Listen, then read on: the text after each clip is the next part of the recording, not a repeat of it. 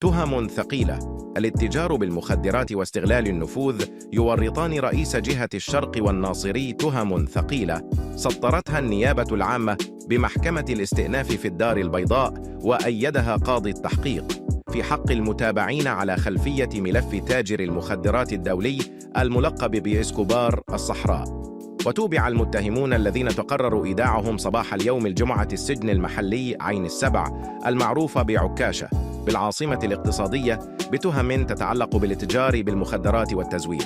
وأفادت مصادر قضائية بأن النيابة العامة بالدار البيضاء سطرت مجموعة من التهم في حق رئيس نادي الوداد الرياضي البيضاوي سعيد الناصري إلى جانب رئيس جهة الشرق القيادي البارز في حزب الأصالة والمعاصرة عبد النبي بعيوي، تتعلق بالنصب ومحاولة النصب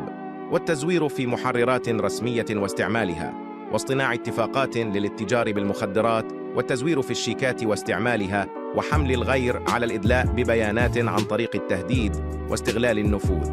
وأشارت المصادر نفسها إلى أن كثرة المتهمين وتفاوت درجاتهم أفرزت عدم وحدة التهم، إذ توبع في هذا الصدد البرلماني السابق عن حزب البام بالقاسم مير بالاتجار الدولي بالمخدرات إلى جانب المشاركة في تزوير عقد فيلا بمدينة وجدة. إلى ذلك علم من مصادر موثوقة أن قاضي التحقيق بمحكمة الاستئناف بالدار البيضاء حدد موعد أول جلسة للاستنطاق التفصيلي بتاريخ 25 يناير المقبل، حيث سيتم إحضار جميع المتهمين من سجن عكاشة. هذا وقرر قاضي التحقيق صباح اليوم إيداع 20 شخصاً للسجن المحلي عين السبع، فيما تمت متابعة عون بإحدى الجماعات في حالة سراح، بينما كان الوكيل العام قرر إرجاع 4 آخرين ضمنهم موثق إلى الفرقة الوطنية قصد تعميق البحث.